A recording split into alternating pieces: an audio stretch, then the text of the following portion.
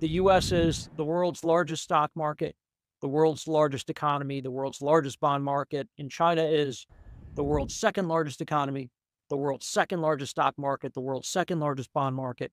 So these two countries are really important on a global scale, as is their relationship. And, the Crane view is that talking about trade and deficits understates the value of the relationship. And I'll explain why.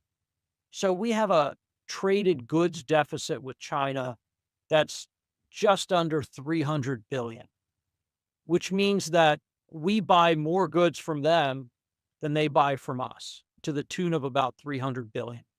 And I think that the actual numbers are we buy about $440 billion worth of stuff from China and they buy, 100 and yeah, I have the number here somewhere, call it $145 billion worth of goods from us. Now, that doesn't include services. We actually have a service surplus with China. So the number that we have a deficit of is really below 300 billion. It's not terribly huge. And I say that because consider this. US companies in the S&P earn over $1 trillion of revenue in China that is not captured in those traded goods or services numbers.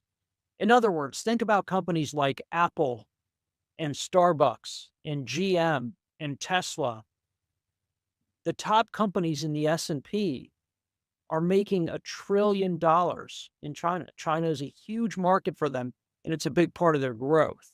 So when we sit here and we saber rattle over a couple of $100 billion in trade one way or the other, that really understates the importance of the economic relationship between these two countries.